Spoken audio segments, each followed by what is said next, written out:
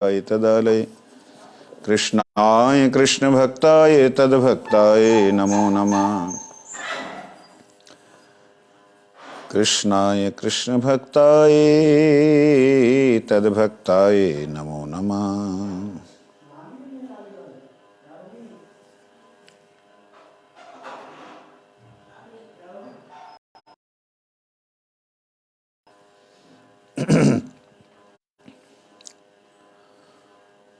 तृणादपि सुनीचेन श्लोकस्य चैव मूर्तये श्रीराधिका पल्लदासी रूपिणे गुरुवे नमः। श्रीराधिका पल्लदासी युगलबल्लवे नमः। कल हमने सुना अष्टकालीय लीला में क्या क्रम शुद्धि है, तो उसके अंदर गोस्वामी जी कहते हैं अष्टकालीय लीला में सब प्रकार की रस विचित्रता का वर्णन करके श्री रूप गोस्वामी ने कहा है, अतलत्वात्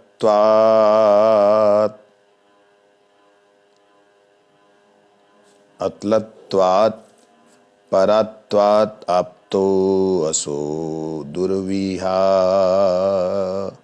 दुर्विगाहताम् सपृष्टः परम तटस्थेन रसाब्धिर्मधुरो मया।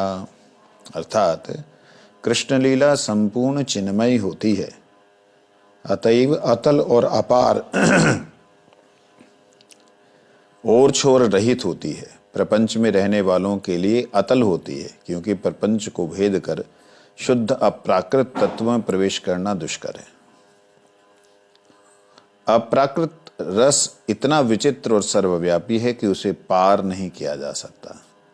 ये बात हमारे समझ में कल को कुछ नए लोग बैठे थे, इसलिए बोल नहीं ज़्यादा पाया। जो लोग नित्य श्रवण कर रहे हैं उनकी समझ में आएगा।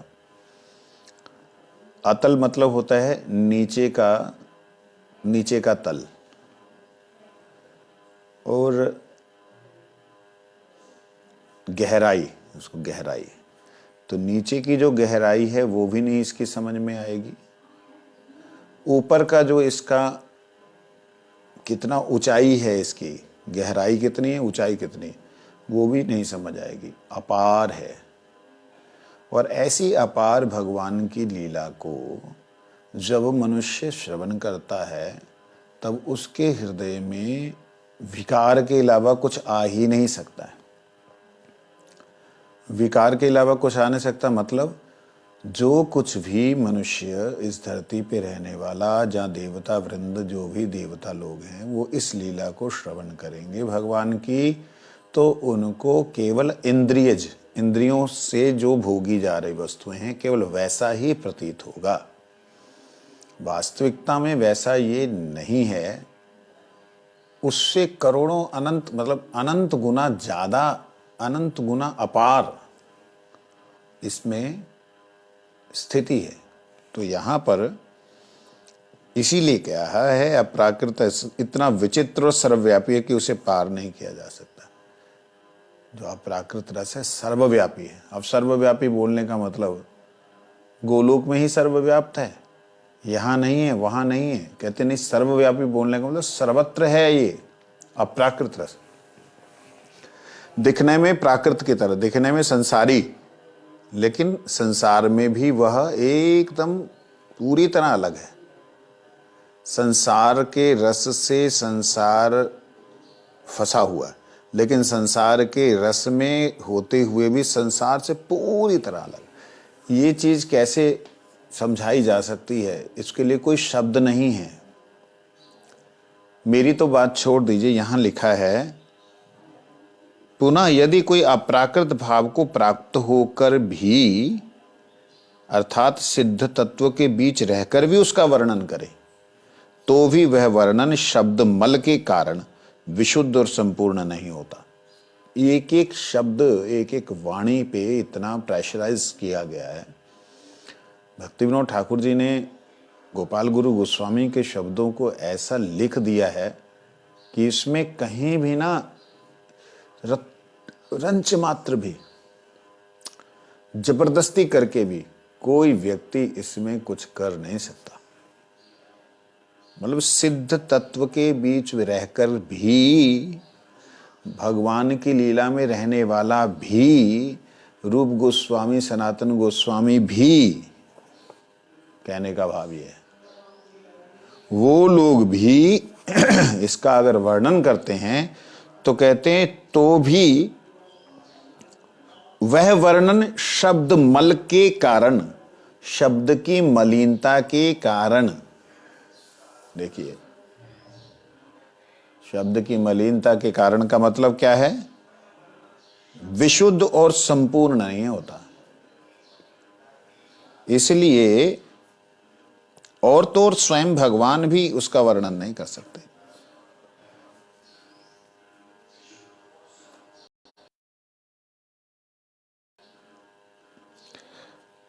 और तो और कहते हैं स्वयं भगवान भी उसका वर्णन करते हैं। अगर अब देखिए, भगवान तो सर्वशक्तिमान है। भगवान अगर चाहें तो वो कुछ भी कर सकते हैं, किसी को भी कैसे भी समझा सकते हैं।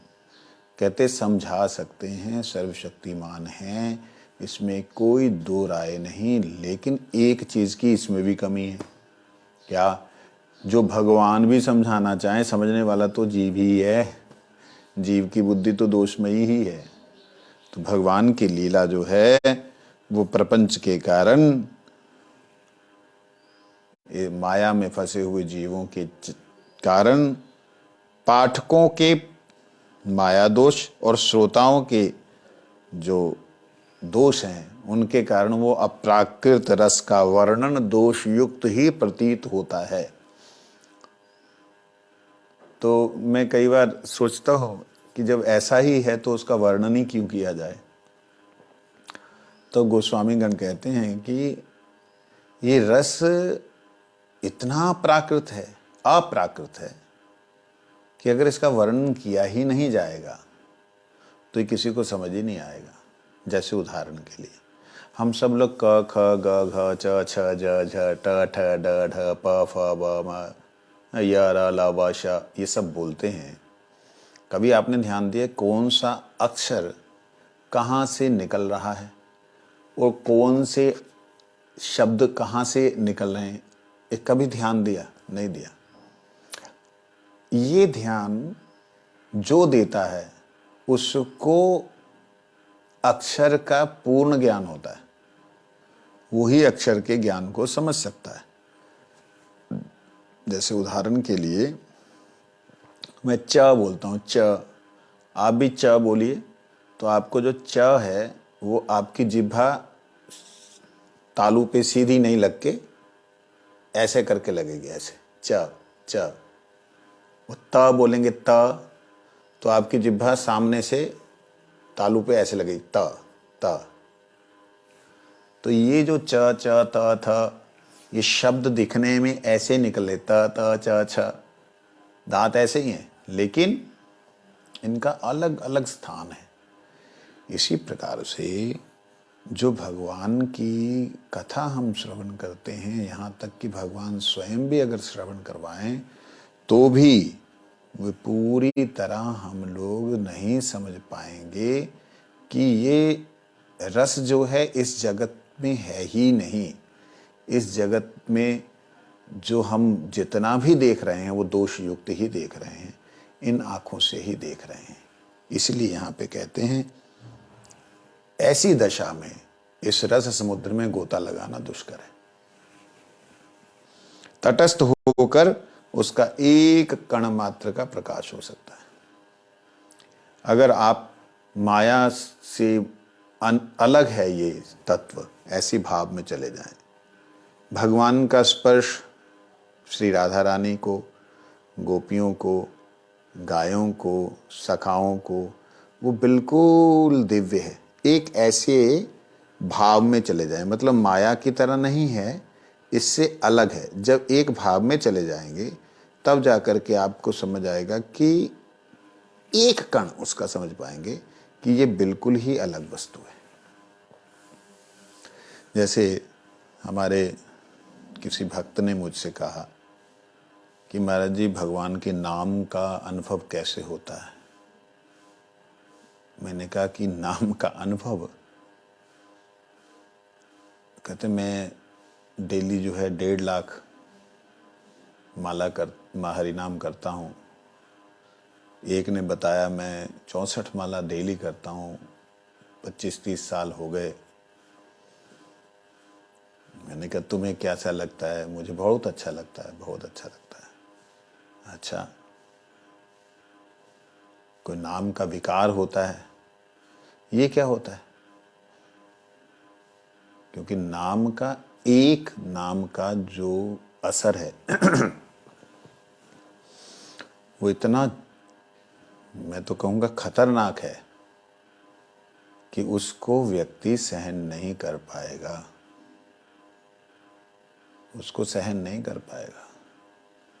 अगर ऐसा विकार नहीं उत्पन्न हुआ तो हम क्या कर रहे हैं? हरिनाम कर रहे हैं। हरिनाम करते करते वो विकार तक पहुंचना ही जीवन का लक्ष्य है। वो एक कण तक तो पहुंचना पड़ेगा ना। मैं कहता हूं पूर्ण नाम का रस समुद्र का जो है अनुभव ना भी हो, एक कण का तो आस्वादन होना चाहिए। तो एक कण का रसास्वादन कैसा है, वो रूप गोस्वामी जी ने लिखा है। श्लोक है, तुंडे तांडवी नुतुनते तुंडावली लब्धे करणे करोड़ कदम्बिनी रसने अर्बुदेभ्य स्पृहाम। श्लोक भूल रहा हूं। ये जो तुंडे, जीभा, तांडव विनुतनते, ये जो जीव है इसमें तांडव जब करता है कौन? वो नाम जो है, क्या नाम है? वो बोल नहीं पा रही हूं क्योंकि इसको एक नाम, एक शब्द जो है बोलने के लिए मेरी जिह्वा में जो तांडव करता है, वो जो तांडव करता है, तो मेरी जिह्वा के पास में ऐसा समर्थ नहीं कि एक नाम को बोल सके। करोड़ों जिह्वाओं के लिए इच्छा होती है कि करोड़ों जिह्वाएं हों तो वो एक नाम को पकड़ पाए। मतलब एक नाम का इतना नृत्य है, इतना ज्यादा उसकी एनर्जी है कि वो एक नाम भी जिह्वा पे नाच नाच करके, एक ही नाम, मतलब ऐसा नहीं कि बहुत बार ले रहे हैं कृष्ण कृष्ण कृष्ण कृष्ण कर रहे हैं, नहीं नहीं नहीं, केवल वर्णद्वयी, 2 वर्ण, कृ कृष्ण। तो ये कृष्ण जो नाम है, ये एक केवल ये 2 ही अक्षर, ये 2 अक्षरों का उच्चारण जो है, ये जिह्वा करने के लिए जब इच्छा करती है, करोड़ों जिह्वाओं की लालसा होती है कि वो करे एक को, लेकिन उसको सुनने के लिए अरबों कानों की जरूरत पड़ेगी। मैं करूं तो करूं कैसे इसको? कहते फिर कैसे? कहते ये उसके बाद में जब ये मैं ऐसे करती हूं तो मेरे अरबों कान श्रवण करते हैं, और वो भीतर जब जाता है, प्रवेश करता है हृदय में जाते ही एकदम मेरे शरीर पूरा जड़ हो जाता है। मतलब कोई क्रिया हो ही नहीं पाती। अब आप समझिए, ये बात प्रेम के विकार की है। जब इस प्रकार से नाम का रसोदय नहीं हुआ है तो क्या कर रहे हैं? क्या कर रहे हैं? क्या कमी हो रही है? इन सब चीजों को कोई जानने की जरूरत नहीं है। और अगर मैंने बहुत बार इन सब चीजों का उद्घाटन भी किया है, बोला भी है, उसे समझने की कोई जरूरत नहीं है। शरीर के अंदर के जो भाव हैं, विकार हैं, उनको कुछ भी समझने का आवश्यकता नहीं लगती। कारण क्या है कि उसके लिए सामर्थ्य नहीं है जीव का, कि जीव उसको प्राप्त कर सके, जहाँ उसका अनुभव ले सके। तो इसके लिए दुष्कर बोला है, दुष्कर है। तटस्थ होने से एक कण मात्र का रसास्वादन होगा। विजय जी कहते हैं, चलो मान लिया, तब फिर किस उपाय से हमें अपराकृत रस की प्राप्ति संभव है? तो गोस्वामी जी कहते हैं मधुर रस अपार, अतुलनीय और विगाह है। कृष्ण लीला ही वैसी है, परंतु हमारे कृष्ण में दो असीम गुण हैं। ये दोनों गुण ही हमारे भरोसे के स्थल हैं। वे हैं सर्वशक्तिमान और इच्छामय। इसलिए जो अतल, अपार और विगाह है, उसे भी वे संकीर्ण प्रापंचिक जगत में अनायास ही प्रकाशित कर सकते हैं। देखिए, जैसे कल्पना एक कीजिएगा, एक ब्लैक होल पूरी एक गैलेक्सी को, एक मिल्की, जो क्या बोलते हैं उसको,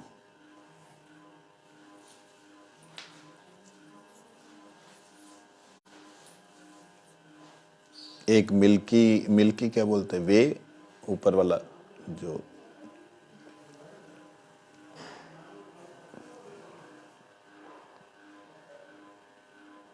मिल्की वे बोलते हैं, जो पूरी गैलेक्सी को क्या बोलते हैं, आकाश गंगा कहते हैं हिंदी में। तो जिसमें हमारी पृथ्वी की गिनती नहीं है, दिखाई नहीं देती। सूरज भी जिसमें एक रेत के कण से भी छोटा दिखाई देता है, उस गैलेक्सी के अंदर कल्पना करें, उसको चलाने वाला जो मेन सेंटर पॉइंट है, वो सेंटर पॉइंट जिसके सामने ये गैलेक्सी के जो हमारा सूरज है, वो भी एक छोटे से कण के बराबर लगता है। उसमें हमारी पृथ्वी की तो गिनती है ही नहीं ना।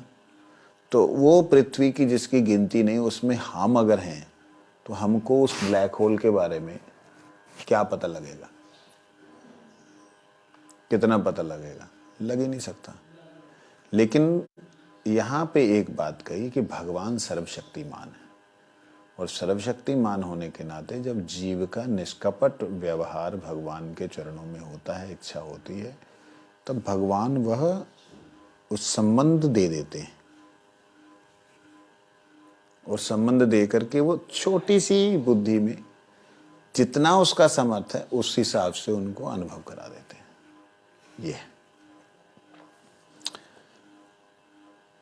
कहते उसे भी वे संकीर्ण प्रापंचिक जगत में अनायास ही प्रकाशित कर सकते हैं। प्रपंच अत्यंत तुच्छ, हीन होने पर भी वे अपने सर्वोत्तम भाव को प्रपंच में लाने की इच्छा करते हैं। उन्हीं की कृपा से उनकी अप्राकृत नित्य मधुर रसमयी लीला इस प्रपंच में अवतीर्ण हुई है। जो भगवान की लीला है अप्राकृत, प्राकृत का मतलब शरीर, अप्राकृत मतलब आत्मा। तो भगवान की जो लीला है अप्राकृत, प्रापंचिक नहीं है, वो भगवान ने ही कृपा करके इस जगत में लेके आए, और जिसके कारण से वो हमको सुनाई देती है। ओ ठाकुर जी ने ऐसे किया, वैसे किया, ये किया, वो किया, जो जो सुनाई पड़ रहा है उसमें हमारी बुद्धि प्रापंचिक ही है, परंतु फिर भी दिखलाई तो दिया भगवान ने, आके किया तो सही। कहते ये भगवान की असीम शक्ति है जिसके कारण ये सब हुआ। इसको समझने के लिए छोटा सा एक उदाहरण दे रहा हूं। जैसे सूरज तो बहुत बड़ा है पृथ्वी से, कितना बड़ा है पता है? कितना कितना ज्यादा? हाँ, कितना बड़ा? 2 गुना 3 गुना?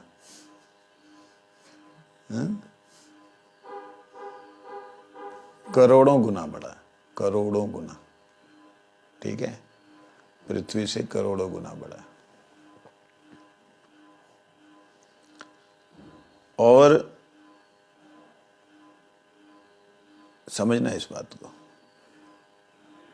उस सूरज के चारों तरफ जो अनंत प्रकाश फैला हुआ है, वो पृथ्वी कभी सूरज के उस अनंत प्रकाश को पा सकती है?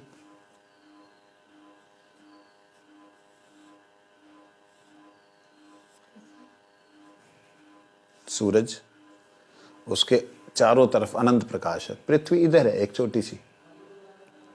क्या ये पृथ्वी छोटी सी उसके अनंत प्रकाश को पा सकती है? कभी नहीं पा सकते, संभव ही नहीं है। अच्छा, अब ये पृथ्वी के पास में सूरज को देखने की कोई क्षमता है? नहीं, उसको पूर्ण रूप से नहीं देख सकती। लेकिन सूरज की जो एक भी किरण हमारी आंख तक आ रही है, क्या उससे सूरज दिखाई नहीं देता? देता है। तो मतलब सूरज अनंत होने पर भी उसकी किरण के माध्यम से ये संसार, छोटी सी पृथ्वी के अंदर इतनी बड़ी जो हमें दिखाई दे रही पृथ्वी, इतनी बड़ी पृथ्वी दिखाई दे रही, उसमें हम छोटे से जीव हैं। हमारे आंख में वो छोटा सा जो एक उसका कण आ रहा है ना, एक किरण आ रही है, उसको जब हम ऐसे करके देखते हैं तो हमको सूरज पूरा दिखाई देता है। देता है कि नहीं? ये बात समझा रहे हैं कि वो अथाह है, अनंत है, परंतु भगवान ने कृपा करके उस लीला को इस प्रपंच में जो अवतीर्ण कराया, प्रकट किया, उस के कारण से प्रपंच से परे अपराकृत श्री मथुरा धाम इस प्रपंच में कैसे अवतीर्ण हुए अथवा किस प्रकार आए और किस प्रकार वर्तमान है, ऐसा प्रश्न नहीं उठ सकता, क्योंकि भगवान की अचिंत्य शक्ति की क्रिया को मनुष्य या देवताओं की सीमित बुद्धि समझने में कदापि समर्थ नहीं है। ब्रजलीला प्रपंच से परे सर्वोत्तम लीला का प्रकट भाव है, उसे हमने पा लिया है, अतः हमारे लिए कोई चिंता की बात नहीं है। ये बात यहाँ पे कहते हैं। वो मथुरा धाम भगवान का यहाँ कैसे आ गया? तो समझने के लिए ऐसे ही जैसे वो किरण हमारे तक आ गई, समझे नहीं? तो जिसके आगे कोई आवरण है, जैसे मेरे आगे ये आवरण है, तो मेरी आंखों के आगे अंधेरा है, ठीक है ना? तो ये अंधेरा जो दिख रहा है किसके कारण से दिख रहा है? मेरे हाथ के कारण से। वैसे है तो नहीं, क्योंकि मेरे सामने प्रकाश है। इसी प्रकार से भगवान की लीला जो जिन्हें नहीं अनुभव हो रही, जिन्हें नहीं समझ में आ रही, वो भगवान के विमुख हैं। विमुख होने के नाते भगवान की लीला ऐसे ही अंधेरीमयी नजर आती है, छायामयी नजर आती है। लेकिन भगवान की लीला अप्राकृत है।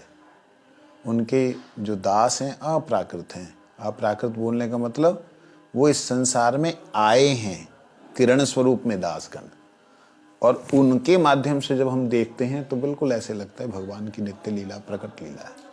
और जब हम अपनी बुद्धि से देखते हैं तो वही संसारिक मलमूत्र के प्रपंच वाली लीला लगती है। ये बात है।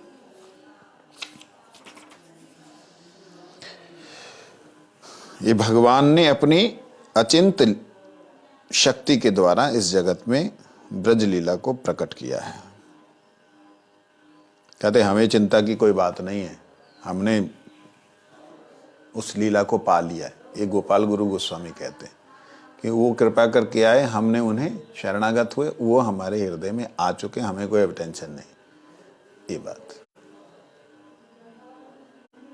क्योंकि जैसे हमको परमाराध्य शिला गुरुदेव जी मिले, हमें अब सिर्फ ये है कि बराबर से साधन करना है, बाकी और चिंता की बात नहीं है कि हमें मिलेंगे नहीं मिलेंगे। ये बात ही नहीं, क्वेश्चन ही नहीं है मिलेंगे नहीं मिलेंगे।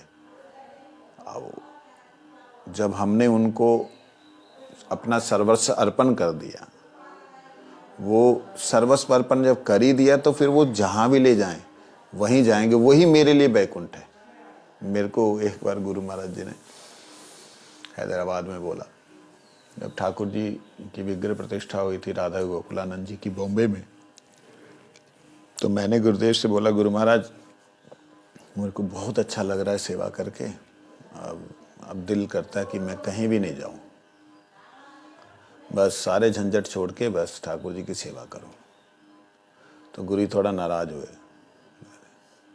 हम सब छोड़ करके चला गया था, वही गोवर्धन चला गया था, बस उधर हम नहीं आएगा, हम भी झंझट छोड़ के चला गया था। हमको हमारा गुरुजी जबरदस्ती करके ले आया। जब परम गुरु जी चले गए ना, तो गुरुजी ने छोड़ दिया था, चल छोड़ करके इधर आ गए थे।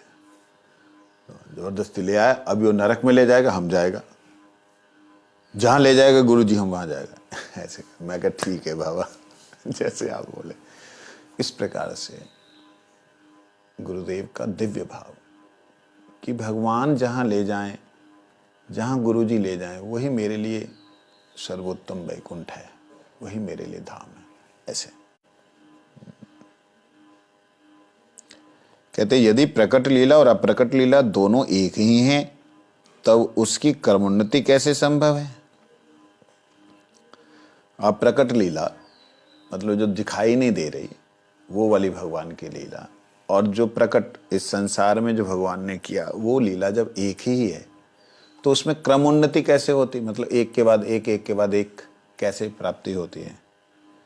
कहते दोनों एक ही वस्तुएं हैं, इसमें कोई संदेह की बात नहीं है। जो यहाँ प्रकट है वही संपूर्ण रूप से प्रपंचातीत राज्य में विराजमान है, परंतु वह लीला बद्ध जीवों की दृष्टि से आरंभिक साधन अवस्था में जैसी दिखलाई पड़ती है, कुछ उन्नत दशा में कुछ अधिक उन्नत रूप से प्रतीत होती है। जैसे जैसे साधक उन्नत अवस्था में पहुंच जाता है, उसकी अनुभूति भी वैसे ही क्रमशः अधिक निर्मल हो जाती है।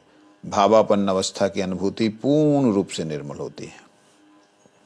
देखिए, कहते लीला भगवान की, इस संसार की लीला और गोलोक की लीला एक ही है, कह रहे हैं ऐसा। परंतु जैसे जैसे जीव का अपना क्लियर होता जाता है विजन, वैसे वैसे उसे स्पष्ट होता जाता है और सुंदर रूप से दिखलाई देता है। ये बात विजय सुनो विजय, तुम इस विषय को श्रवण करने के अधिकारी हो। तुम अधिकारी हो, इसलिए मैं श्रवण करा रहा हूं। इसलिए तुमसे कहने में संकोच नहीं है। तुमसे मैं जो कह रहा हूं इसमें संकोच नहीं। स्मरण दशा में अनेक साधन करने पर एवं उस साधन काल में भावापन्न योग्य चेष्टा रहने से स्मरण दशा भावापन्न अवस्था होती है। देखिए, ये सबके लिए नहीं है, इस बात को समझ लीजिए। स्मरण दशा, भावापन्न दशा, ये दो बातें हैं। स्मरण दशा में आपने जो सुना है उसको स्मरण कर रहे हैं और उस लीला का चिंतन कर रहे हैं, इसको स्मरण दशा कहते हैं। भावापन्न दशा होती है, उसमें प्रवेश कर जाते हैं, ये भावापन्न दशा। ये जो जिनका अभी भगवान के साथ दृढ़ प्रेम नहीं हुआ है, उनके लिए टोटली कल्पना है, उनके लिए वर्जन है, ये मना है। उनके लिए नाम कीजिए, प्रभु का चिंतन कीजिए, गुरुदेव का स्मरण कीजिए, वैष्णव का स्मरण कीजिए, धाम का स्मरण कीजिए, जो देखा है उसको आप याद कीजिए। लेकिन जिनका अवस्था उत्तम हो चुकी है, वो लोग तो लीला दर्शन कर सकते हैं। दर्शन कर सकते हैं मतलब वो स्मरण करें तो वो स्मरण में उनके भाव आ जाएगा, ये चीज। स्मरण अवस्था में जो अनुभवगत प्रापंचिक दुष्ट भाव होते हैं, वे संपूर्ण रूप से दूर हो जाने पर आपन दशा उपस्थित होती है। देखिए, स्मरण अवस्था में जो अनुभवगत प्रापंचिक दुष्ट भाव होते हैं, जब स्मरण करते हैं तो उसमें स्मरण करते हुए जो अनुभव होता है, उसमें प्रापंचिक माया वाले जो दुष्ट भाव हैं, दुष्ट भाव का मतलब उसमें माया का जिस प्रकार से संसारिक जैसे विकारों का जो वो है, वो दुष्ट भाव जो है संपूर्ण रूप से दूर हो जाने पर अपनी दशा प्रकट होती है, आत्मा की प्रफुल्लता होती है, वो प्रकट होती है। स्मरण दशा में शुद्ध भक्ति जितना ही सुयोग्य रूप से साधन होता है, शुद्ध भक्ति कृपा करके साधक के चित्त में उतनी अधिक उदित होती है। ये स्मरण दशा में शुद्ध भक्ति का जितना ही सुयोग्य रूप से साधन होता है, शुद्ध भक्ति शब्द प्रयोग किया जा रहा है। शुद्ध भक्ति में संसारिक कोई भी वासना कामना नहीं होती,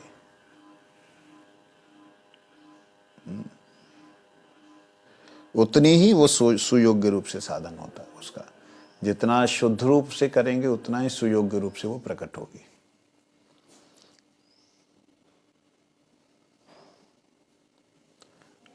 और जैसे जैसे वो शुद्ध भक्ति उदित होगी, कहते भक्ति एकमात्र कृष्ण आकर्षणी है। भक्ति ही है जो कृष्ण को आकर्षण करके लाएगी। अतएव कृष्ण की कृपा से स्मरण दशा में चिंतागत मल क्रमशः दूर हो जाता है। जैसे स्मरण दशा में जो बाकी जो गंदगी आती है कि ये क्या हो गया, ऐसे ठाकुर जी ने किया, मतलब जो भी हमारे विकार आते हैं वो विकार धीरे धीरे स्मरण करते करते दूर हो जाते हैं। यहाँ भागवत का श्लोक दिया है, यथा यथात्मा परिमृज्यते यसो मत्पुण्य गाथा श्रवणाभिधाने तथा तथा पश्यति वस्तु सूक्ष्मम् चक्षुर्यथैवंजन संप्रयुक्तम्। अर्थात जिस प्रकार नेत्र अंजन के संयोग से अत्यंत सूक्ष्म वस्तु को भी देखने लगते हैं, उसी प्रकार जीव मेरी परम पवित्र लीला कथाओं के श्रवण कीर्तन द्वारा परिशुद्ध होकर अति सूक्ष्म तत्व मेरे स्वरूप और मेरी लीला का दर्शन करता है। समझ आया? ध्यान कहीं और है। जैसे आंखों में दवाई डालने के बाद में सुरमा, अंजन बोलते हैं, जैसे अंजन लगाने से आंखें खोल के देखने से एकदम स्पष्ट दिखलाई देता है, साफ दिखाई देता है। कहते उसी प्रकार से ये जो श्रवण कीर्तन हरिकथा रूपी जो निर्मल अंजन है वो लगने से मेरी लीला का दर्शन जीव स्पष्ट रूप से कर पाता है। कृष्ण की लीला कथाओं के श्रवण कीर्तन और स्मरण द्वारा उस अप्राकृत वस्तु संस्पर्श के प्रभाव से आत्मा जितनी अधिक शुद्ध होती है उतने ही अधिक रूप से दृश्य रूप कृष्ण लीला का अप्राकृत स्वरूप दिखाई पड़ता है। ठीक वैसे ही जिस प्रकार अंजन के संयोग से आंखें दृश्य वस्तु को अच्छी तरह से देख सकते हैं। एक ही बात। प्रेमांजन छुरित भक्ति विलोचनेन संतः सदैव हृदयेषु विलोकयन्ति यं श्याम सुंदरम अचिंत गुण स्वरूपम गोविंदमादि पुरुषम तमहं भजामि। अर्थात प्रेम रूपी अंजन द्वारा रंजित भक्ति नेत्र वाले साधुगण अपने हृदय में जिस अचिंत गुण विशिष्ट श्याम सुंदर कृष्ण को देखते हैं, उन आदि पुरुष गोविंद का मैं भजन करता हूं। भावापन्न दशा में अप्राकृत दृष्टि शक्ति उदित होती है। उस समय भक्त अपनी सखी और यूथेश्वरी का दर्शन पाते हैं। ये प्रेम रूपी अंजन, भक्ति और प्रेम रूपी जो अंजन है, इसके द्वारा ही दर्शन हो पाता है। और उस भक्ति नेत्रों के द्वारा जीव जो है अपनी सखी और यूथेश्वरी का दर्शन करते हैं। मतलब जो उनके मालिक हैं, ठाकुर जी मालिक हैं ना, राधा रानी मालिक है ना, जो उनके अनुगत में जो मेरे इष्ट हैं, मैं जिनके अनुगत में हूं वो मेरे मालिक हैं, तो वो उनको दिखाई देते हैं, दर्शन देते हैं जब ऐसा सूक्ष्म हो जाता है। कहते गोलोकनाथ श्री कृष्ण को देखकर भी जब साधक के लिंग और सूक्ष्म शरीर की ध्वंस रूप संपत्ति दशा उपस्थित नहीं हो जाती, तब तक अनुभाव सब समय स्थायी नहीं होता। कहते गोलोकनाथ श्री कृष्ण को देखकर भी, भगवान कृष्ण का दर्शन होने पर भी, जब तक साधक के लिंग और सूक्ष्म शरीरों की ध्वंस रूप संपत्ति दशा उपस्थित नहीं हो जाती, अर्थात गोलोकनाथ भगवान श्री कृष्ण का दर्शन हुआ साधना के समय, दर्शन होने पर भी अगर अपना अभिमान है, मैं स्त्री हूँ, मैं पुरुष हूँ, मैं फलानी हूँ, मैं ठिकाना हूँ, इस प्रकार का लिंग, सूक्ष्म शरीर, और दूसरा जो है मैं ब्राह्मण, क्षत्रिय, वैश्य, शूद्र, ना जाने और कितने शरीर बनाए हुए हमने अपने दिमाग में, हमारे बहुत सारे शरीर हैं। तो वो सारे शरीरों का ध्वंस नहीं हो जाता, वो खत्म नहीं हो जाते जब तक, तब तक अनुभाव जो है, जो अनुभव हुआ है वो अनुभाव के रूप में, भाव के रूप में जो अनुभव हुआ है वो अनुभव स्थायी नहीं होता। अनुभव तो हुआ गुरुदेव की कृपा से, वो दिव्य अनुभव हुआ कि मैं उनका सखा हूँ, ऐसा वैसा जो भी हुआ, वो स्थायी नहीं रहता। क्यों? स्वयं के अंदर भोग वृत्ति आ गई। तो वो भोग वृत्ति कब आई? खुद पुरुष अभिमान हुआ, खुद स्त्री अभिमान हुआ। ये अभिमान के कारण स्वसुख की लालसा आ जाती है, वहां पे सारा कुछ गड़बड़ हो जाता है। कहते भावापन्न दशा में जड़ीय स्थूल देह और लिंग देह के ऊपर शुद्ध जीव का आधिपत्य हो जाता है।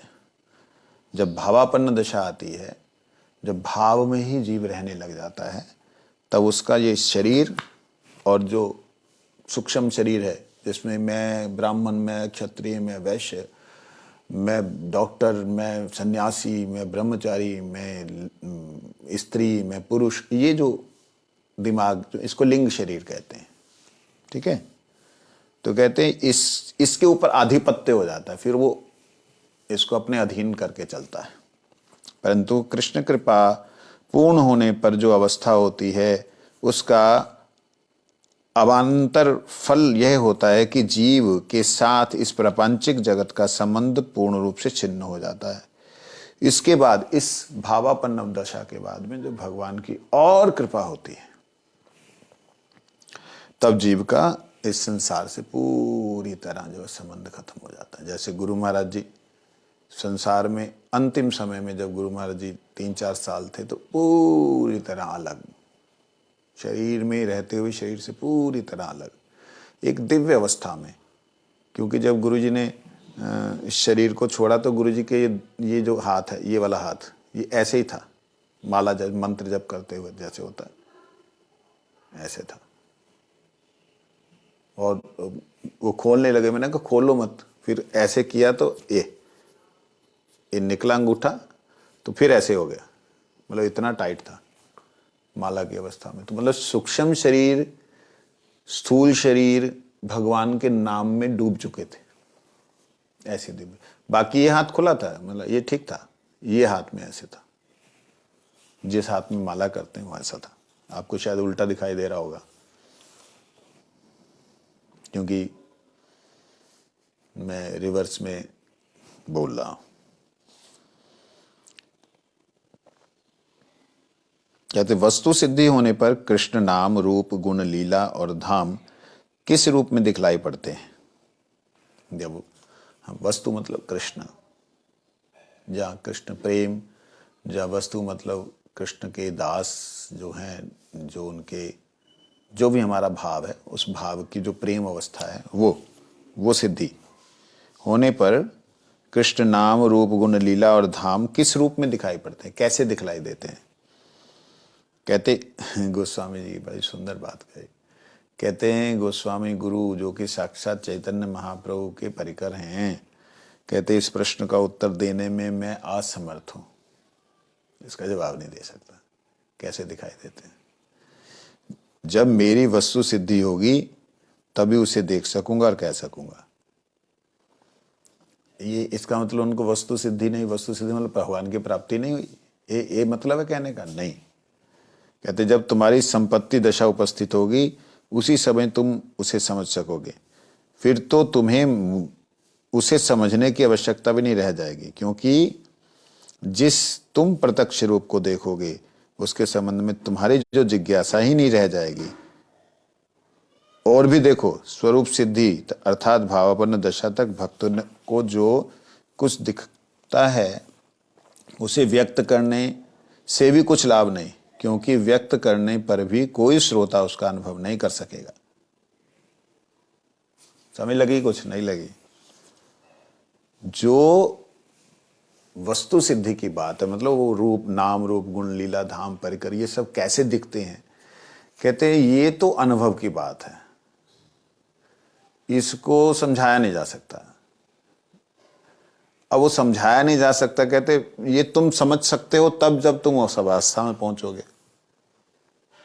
अच्छा, उस अवस्था में पहुंचे तो दूसरों को नहीं समझा सकते? कहते जो समझाएं तो भी साधक नहीं समझ पाएंगे। अब जैसे उदाहरण के लिए एक उदाहरण देता हूं, उदाहरण ही यहां पे समझाने लायक है।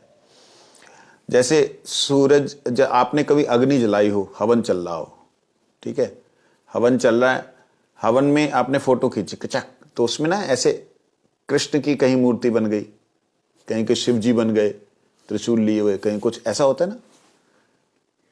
तो जैसे अग्नि की शिखाओं में, अग्नि की जो लपटें हैं, अग्नि की लपटों में बहुत सारी आकृतियां प्रकट होती हैं, तो वो आग से ही निर्मित होती हैं, आग में ही होती हैं, आग ही होती हैं। ऐसे ही कृष्ण जो धाम है वो कृष्ण में ही है, कृष्ण से ही है, कृष्ण ही है, और उसमें जो लपटें हैं वही भगवान की भक्त हैं। तो मतलब यहां तो लपटें बनी खत्म होगी, बनी खत्म होगी, वहां ऐसा नहीं है। वहां जो बनी है वो बनी हुई है भगवान के साथ ही है, लिपटी हुई है भगवान के साथ, मतलब ऐसे लिपटी हुई नहीं है, मतलब उन्हीं के बीच में। ऐसे समझाने के लिए थोड़ा सा समझा पाया हूं, जो कि संभव नहीं है समझना। जने चेतज्जात भावे अपि वैगुण्यम इव दृश्यते कार्या तथा अपि आसूया कृतार्थ सर्वथैव स धन्यस्य यायं नव प्रेमा मिलिति चेतसि अंतर्वाणी वीरप्यस्य मुद्रा सुष्ठु सुदुर्गमा। विजय कहते यदि ऐसी बात है तब ब्रह्म संहिता आदि ग्रंथों में गोलोक के विषयों का वर्णन करने की चेष्टा ही क्यों की गई? कहते यदि ऐसी बात है, आप कहते उसको संभव नहीं है समझाना, तो फिर उसमें क्यों ब्रह्म संहिता में बोला गया? तो कहते स्वरूप सिद्धि। अच्छा, इसका ऊपर के श्लोक का अर्थ, भावावस्था को प्राप्त हुए भक्तों में बाहरी दृष्टि से यदि दुराचार जैसा वैगुण्य देखा भी जाए तो उसके प्रति असूया दुष्बुद्धि करना कर्तव्य नहीं है, क्योंकि कृष्णेतर विषयों में वे अनासक्त होते हैं, इसलिए वे सर्वतो भावेन कृतार्थ हुए होते हैं। कहते हैं भावावस्था प्राप्त हुए भक्तों में, जो भाव अवस्था में प्राप्त मतलब भाव अवस्था जैसे गुरुदेव की अवस्था है, गुरुदेव की अवस्था को प्राप्त जो जीव हैं, एकदम ठाकुर जी के लीला में डूबे हुए,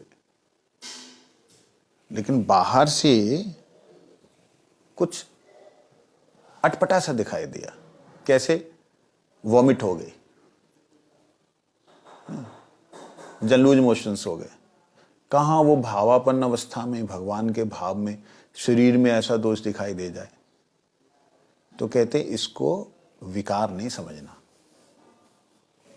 यहाँ पे ये शब्द जो दिए हैं, इसमें उनको उनके शरीर को या उनको कोई दोष नहीं लगा है, दोष बुद्धि नहीं करना उसमें। यहाँ कह रहे हैं भावावस्था को प्राप्त हुए भक्तों में, जो उस अवस्था को प्राप्त है, बाहरी दृष्टि से यदि दुराचार जैसा कुछ वैगुण्य भी देखा जाए, कुछ गुण के विपरीत भी देखा जाए, तो भी उनके प्रति असूया दोष बुद्धि करना कर्तव्य नहीं, क्योंकि कृष्णेतर विषयों से वह अनासक्त है, कृष्ण से बाहर की वस्तुओं के प्रति अनासक्त हैं। वो जब भी कोई भी कार्य, वो कोई भोग प्रसाद भी पा रहे हैं, जैसे कई बार हमने देखा कि बड़े ही मतलब सिद्ध महापुरुष लोग भी वो कहते ए पनीर मत दो, न दो, किसी को पनीर अच्छा लगता है, अच्छे महात्मा है, भगवान से 24 घंटे नाम में ही रहते हैं, ऐसे ही महात्मा, तो बाहर से क्या देखा जा रहा है कि उसके प्रति, अरे ठाकुर जी का प्रसाद खा लो, हमको तो आपने ऐसा समझाया जो मिले खाओ प्रसाद, तो आप खा लो, नहीं नहीं देना। तो वो लोगों का जो इस प्रकार से देखा जाता है,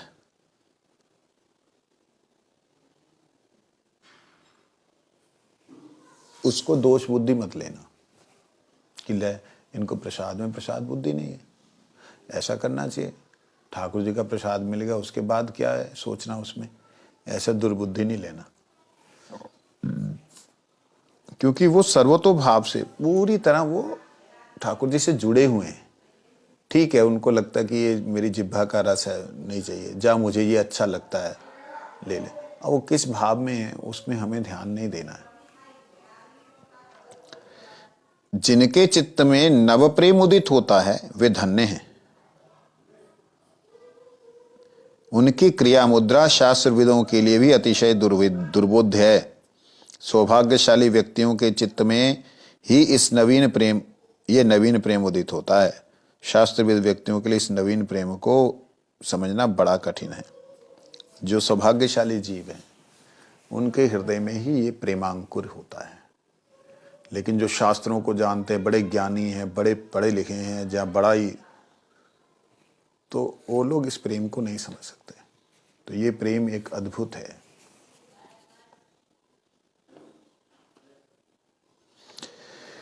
आखिरी 2 पैरे हैं, मैं सोच रहा हूं इसको पढ़ दूं, समझेंगे फिर कल को शायद।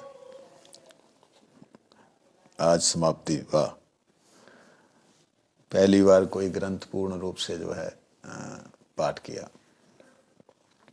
स्वरूप सिद्धि के समय महाजन गण और कृपा दर्शन के समय ब्रह्मा आदि देवता गण कभी कभी दर्शन के अनुसार स्तव स्तुतियों में वर्णन करते हैं, परंतु उनका वह वर्णन अप्राकृत भावों की अभिव्यक्ति के लिए इस जगत के में अनुरूप शब्दों में कमी के कारण संक्षेप में होता है। कहते हैं महात्मा, स्वरूप सिद्ध महात्मा जैसे गुरुदेव इत्यादि, रूप गोस्वामी, सनातन गोस्वामी इत्यादि गण, या कभी कभी ब्रह्मा आदि देवता गण भगवान का जो दर्शन करते हैं उसके अंदर स्तव स्तुतियां करते हैं। कहते वो भी शब्दों की कमी के कारण संक्षेप में होता है, तथा निम्नाधिकारियों के लिए अस्फुट रूप से प्रकाश पाता है। और निम्नाधिकारी जो जीव हैं उनको थोड़ा सा ओ भगवान भगवान भगवान, उनके लिए इतना ही हो जाता है। वो तो आजकल ये क्या नाम, खाटू के पीछे पड़े हुए हैं, पहले साईं के पीछे पड़े हुए थे, पागल होके लगे, क्या बोलेंगे उनको क्या प्रेम और क्या ये हरि कथा, क्या कृष्ण, उनको तो थोड़ा सा पैसा कहीं से मिल जाए वहीं पे वो लोग तलवे चाटने लग जाएंगे। उन विचारों से भक्तों का कोई प्रयोजन नहीं। जो भक्त हैं केवल मात्र वो थोड़ा सा जो प्रकाशित हुआ अभिव्यक्ति जो उन्होंने देवताओं ने की, उससे उनका कोई प्रयोजन नहीं, उनको कोई जरूरत नहीं। कृष्ण ने कृपा करके जिस प्रकट लीला को उदित किया है उसी का अवलंबन करके भजन करो, उसी से सर्वसिद्धि होगी। कहते हैं अप्राकृत लीला, गोलोक की लीला में क्या चल रहा है क्या नहीं चल रहा उसको तुम मत सोचो। जो भगवान ने इस जगत में लीला प्रकट की थी, माखन चोरी की लीला कर रहे हैं, दौड़ रहे हैं, भाग रहे हैं, ये इनको सुनते हुए अपने जीवन को उसी में रमा दो। सिंपल। थोड़े ही समय में निष्ठा युक्त भजन करने वाले के हृदय में गोकुल में ही गोलोक की स्फूर्ति होगी। कहते हैं ऐसे करने से धीरे धीरे धीरे निष्ठा युक्त भजन करने से इसी गोकुल में, इस संसार वाले में गोलोक की जो है स्फूर्ति प्राप्त हो जाएगी। गोलोक में जो कुछ है, गोकुल में जो कुछ है गोलोक में वही है, क्योंकि गोकुल और गोलोक भिन्न तत्व नहीं है। प्रापंचिक दृष्टि वाले व्यक्तियों के नेत्रों में जो माया प्रत्यत व्यापार उदित होता है वे स्वरूप सिद्धि के समय नहीं रहता। अभी जो हमको माया से कीचड़, ये लोग वो लोग दिखाई देते हैं, जब ये स्वरूप सिद्धि हो जाती है, आत्म प्रकाशित हो जाता है, तब ये सब नहीं दिखाई देता। मैंने गुरु महाराज जी को विशेष रूप से देखा, उन्होंने पहले हमारी तरह सांसारिक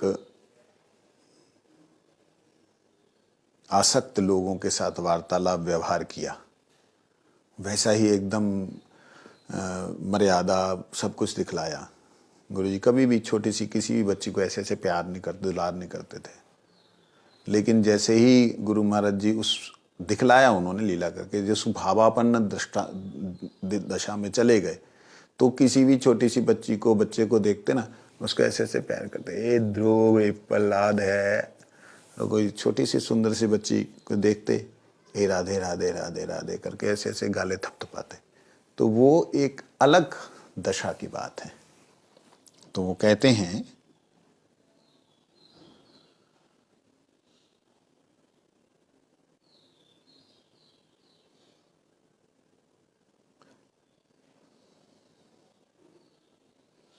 स्वरूप सिद्धि के समय जो माया से बना हुआ संसार है ना, वो दिखता नहीं है। फिर वो माया का बनी हुई लड़की है, वो ये कन्या है, वो फिर वो दिखाई नहीं देता उनको, वो लीला दिखाई देने लग जाती है। तो माया की क्रिया, लेकिन वो दिखती उनको वो है। वो एक बड़ी हाई लेवल की बात है। इसकी कल्पना भी नहीं करनी चाहिए लोगों को कि हमको वही दिखाई दे रहा है। जिस अधिकार में जैसा दर्शन मिले उसी से संतुष्ट रहकर भजन करते करते चलो, यही कृष्ण की आज्ञा है। कृष्ण से जुड़े रहो, हरि से लाग रहो रे भाई, तेरी बनत बनत बन जाए, धीरे धीरे बन जाएगी। उनकी आज्ञा का पालन करने से वे कृपा करके क्रमशः निर्मल दर्शन कराएंगे। जब उनकी कृपा हो जाएगी तो उनका निर्मल दर्शन होगा। अब विजय कुमार समस्त विषयों में संशय रहित हो गए। अपने 11 भावों को कृष्ण लीला में सुंदर रूप से संयोग कर धीर भाव में समुद्र के तट पर भजन कुटीर में बैठकर निरंतर प्रेमास्वादन करने लगे। इसी बीच वज्रनाथ की माता की धाम प्राप्ति हो गई। वो वज्रनाथ जो है उसकी माता जय राधे श्याम हो गई। वज्रनाथ अपने पिता मही को साथ लेकर स्वदेश लौट आए। दादी को साथ लेकर के आ गए। उनकी माँ चली गई, दादी को ले आए। ब्रजनाथ के निर्मल हृदय में सख्य प्रेम उदित हुआ। ब्रजनाथ जो है वो सखा भाव का था। वे श्री नवदीप धाम में भगवती गंगा के तट पर अनेक सुवैष्णवों के साथ रहकर आनंद पूर्वक भजन करने लगे। इधर विजय ने कुछ दिनों के बाद गृहस्थ वेश परित्याग कर कोपिन बहिर्वास धारण कर लिया। विजय ने शादी जो की थी उसने छोड़ दिया। कोपिन धारण करके महाप्रसाद मधुकरी करते जगन्नाथपुरी में और अपना पेट पालते और निरंतर भजन में निमग्न रहने लगे। 8 प्रहर भर श्री राधा कृष्ण की निद्रा के समय थोड़ा सा शयन करते। उनके भोजन के पश्चात प्रसाद सेवन करते और उनके जागरण के समय यथ कालोचित सेवा करते। सब समय हरिनाम की माला उनके हाथ में रहती। कभी नृत्य करते, कभी जोरों से रोने लगते, कभी समुद्र की तरंगों को देखकर हंसने लगते। उनकी भजन मुद्रा को, उनके हृदयागत भावों को सिवाय उनके कौन समझ सकता है। उनका नाम निमाई दास बाबा जी हुआ। वे अत्यंत नम्र, विमल चरित्र और दृढ़ भजन परायण थे। यदि कोई उनके लिए महाप्रसाद एवं कोपिन बहिर्वास लाता तो वे आवश्यकता अनुसार ही ग्रहण करते, आवश्यकता से अधिक कुछ नहीं लेते। हरिनाम करते समय आंखों के आंसुओं की धारा बहती रहती। उनका गला रुध जाता, शरीर पुलकित हो जाता। थोड़े दिनों में ही भजन सिद्ध हो गया। श्री कृष्ण ने कृपा करके अपनी अप्रकट लीला में उन्हें अधिकार दे दिया। ब्रह्म हरिदास की भांति उनकी भजन देवी समुद्र की रेती में दब गई। समुद्र की रेत में दब गए। मतलब बैठे बैठे बैठे बैठे बैठे भगवान की लीला में प्रवेश कर गए। और तो भगवान कृष्णचंद्र की जय। गुरु कृष्ण वैष्णवे कृपा बल्यधरी, भक्ति विनोद दीन बहु यत्न करी। विचरिलो जैव धर्म गौड़ीय भाषाए, संपूर्ण हईलो ग्रंथ माघी पूर्णिमाए। चैतनाब्दचारी शतोदशे नवदीपे, गोद्रुम सुरभि कुंजे जाह्नवी समीपे। श्रीकली पावन गौर पदे जारे आश, ए ग्रंथ पढ़े न तिनी करिया विश्वास। गौरांगे जहार न जन मिलो श्रद्धालेश, ए ग्रंथ पढ़ी ते तारे शपथ विशेष। कहते जिनकी महाप्रभु के प्रति श्रद्धा नहीं हुई है विशेष भी, कोई भी अगर श्रद्धा महाप्रभु के प्रति नहीं है वो इस ग्रंथ को ना पढ़े। शुष्क मुक्तिवादे कृष्ण कभू नहीं पाए, श्रद्धावाने ब्रज लीला शुद्ध रूपे पा भाए। जो मुक्ति चाहते हैं, ज्योति में ज्योत समाना चाहते हैं, उनको ये सब अच्छा नहीं लगेगा। श्रद्धावान जो है उनको ही ब्रज लीला अच्छी लगेगी। पृथ्वी तेजतो कथा धर्म नामे चले, भागवत कहे सब परिपूर्ण चले। पृथ्वी में जो कथा धर्म के नाम से चल रही हैं, उसमें अगर भगवान की सेवा की बात नहीं है तो सब छल है। छल धर्म छाड़ी करो, सत्य धर्मे मति, चतुर्वर्ग त्यजी करो, नित्य प्रेम गति। कहते 4 जो वर्ग हैं, 4 वर्ग कौन कौन से? धर्म, अर्थ, काम, मोक्ष। सुन भी रहे हो कि नहीं? आमित्व मीमांसा भ्रमे निजे जड़ बुद्धि, निर्विशेष ब्रह्म ज्ञाने नहे चित्त शुद्धि। शरीर की मीमांसा के कारण, जहाँ ब्रह्म निर्विशेष के कारण जिनकी रुचि है उनमें, तो कहते हैं उनकी जो चित्त शुद्धि नहीं, विचित्रताहीन हले निर्विशेष होय, काल सीमा तुल्य से अप्राकृत नए। जो विचित्रताहीन मतलब भगवान की विचित्रताएं ना, कलाएं हैं, वो उसको भी नहीं जो मानते, कहते हैं वो उन लोगों को क्या मिलना कि भगवान की लीला सीमा से रहित है, असीम है, अप्राकृत है। लेकिन ये लोग अप्राकृत लीला को संसारिक लीला समझते हैं। ऐसा समझने वाले लोगों के लिए जो बिल्कुल माया की तरह समझते हैं और निर्विशेष क्या बोलते हैं, निर्विशेष समझते हैं भगवान की लीला का, कोई विशेषण नहीं होता। क्या हुआ, इधर हो जाओ थोड़ा सा।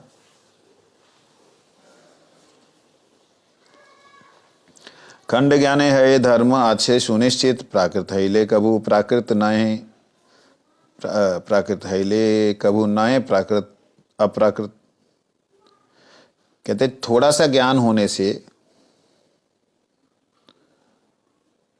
खंड ज्ञाने है धर्म आछे सुनिश्चित, इंद्रियों से उत्पन्न जो ज्ञान है वो प्राकृत ज्ञान है, खंड ज्ञान है, इसलिए उसमें धर्म अर्थात भ्रम प्रमाद आदि दोषों का होना निश्चित है। जो हम लोगों के अंदर भ्रम प्रमाद विप्रलिप्सा कर्णापटप ये दोष हैं, इनका रहना निश्चय है। क्यों? क्योंकि हमारी जो बुद्धि है वो इंद्रियों से उत्पन्न हुई है। हमारी आँख कान नाक से जो हमको ज्ञान मिलता है उसी से हमको जो अनुभव हो रहे हैं, इसके कारण से जो हमारे अंदर भ्रम होना है, प्रमाद होना है, ये सब होना स्वाभाविक है। जो वस्तु प्राकृत होती, जो संसारिक होती, वे कभी भी अप्राकृत नहीं हो सकती। जो संसारिक वस्तु है वो अप्राकृत नहीं है। शरीर कभी भी अप्राकृत क्या नहीं, आत्मा अप्राकृत। जड़े द्वैत ज्ञान है चित्ते उपादय, कृष्ण भक्ति चिरदीन उपाय उपये। जीव कभू जड़ नहीं हरि कभू नोए, हरि सहज जीवा चिंत भेदा भेद है। कहते जीव कोई आत्मा परमात्मा नहीं है, ठीक है, और हरि से जीव जो है मतलब परमात्मा से अलग भी नहीं है, हरि भी नहीं है, हरि से अलग भी नहीं है। तो ऐसी बात कैसे समझ में आएगी? सिंपली, सूरज की किरण सूरज भी नहीं है, सूरज से अलग भी नहीं है। देह कभू जीव नोए, धरा भोग्य नोए, दास भोग्य जीव कृष्ण प्रभु भोगता है। कहते ये शरीर जो है ये आत्मा नहीं है, और ये जो संसार है ये मेरे भोगने के लिए नहीं है। ये शरीर आत्मा नहीं है और संसार जो है मेरे भोगने के लिए नहीं है। मेरे संसार को भोग करूंगा उसके लिए मेरे लिए नहीं है। दास भोग्य जीव, जीव जो है भगवान का भोग्य है, मतलब भगवान जीव का भोग लगाएंगे, आत्मा का भगवान सेवन करेंगे, जीव सेवन नहीं करेगा। समझ आ रही है कुछ? कहीं और हो आप, गायब हो। कृष्ण भोक्ता, भगवान जो है वही भोक्ता है, वही मालिक है। जैव धर्मे नाही आछे देह धर्म कथा, नाही आछे जीव ज्ञाने मायावाद प्रथा। कहते इस जैव धर्म में कोई भी शारीरिक बात नहीं है, शरीर के धर्म की बात नहीं कही है, आत्मा की बात की और मायावाद की कोई बात नहीं है। जीव नित्य धर्म भक्ति ताहे जड़ नाई, शुद्ध जीव प्रेम सेवा फले पायताई। कहते हैं जीव का नित्य धर्म भक्ति है, वो जड़ नहीं है। शुद्ध जीव जो है वो प्रेम सेवा फल को प्राप्त करता है जब उसको भक्ति में पूरी तरह निष्ठ हो जाता है। जैव धर्म पाठे से ही शुद्ध भक्ति है, जैव धर्म ना पढ़ी ले कभू भक्ति नए। जैव धर्म को पढ़ने से ही शुद्ध भक्ति होगी। भक्तिविनोद ठाकुर जी लिख रहे हैं, जैव धर्म पाठे से ही, जैव धर्म के पाठ से वो वाली शुद्ध भक्ति होगी। जैव धर्म ना पढ़े ले कबू भक्ति नहीं। जैव धर्म जिसने नहीं पढ़ा उसको भक्ति नहीं मिलेगी। रूपानुग अभिमान पाठे दृढ़ है, जैव धर्म विमुखे विमुख के धर्महीन कय। कहते रूपानुग अभिमान से मैं रूपानुग रूप गोस्वामी सनातन गोस्वामी के अनुगत में, श्री प्रभुपाद जी परम गुरु जी और मेरे गुरुदेव के अनुगत में मैं उनकी सेवा कर रहा हूं, जहाँ ये पाठ कर रहा हूं, तब ये प्रकाशित होगा। जैव धर्म जो है विमुख के लिए नहीं है, धर्महीन के लिए भी नहीं है। जो जैव धर्म के विमुख हो गए हैं, जैव धर्म को नहीं पढ़ते हैं, बड़ा टफ है, बड़ा टफ है, कहते हो वो धर्महीन है, वो धर्मी धार्मिक नहीं कहे जा सकते। जावत जीवन से जेई पढ़े जैव धर्म, भक्तिमान से ही जाने वृथा ज्ञान कर्म। सारा जीवन जो जैव धर्म पढ़ता रहता है वही भक्तिमान है, वो ज्ञान और कर्म को वृथा समझ लेता है। कृष्णेर अमल सेवा लभी से नौर, सेवा सुख मग्न है सदा कृष्ण पर।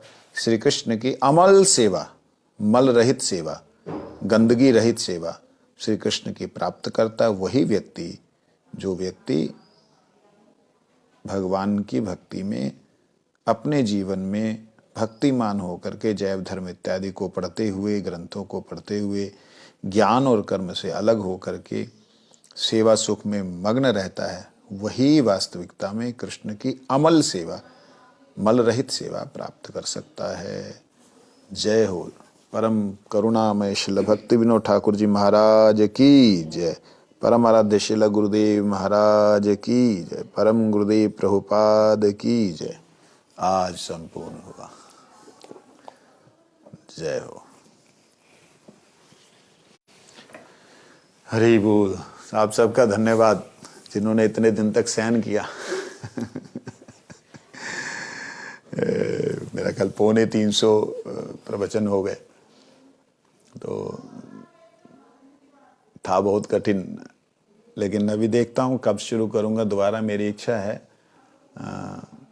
एकादशी के विषय में।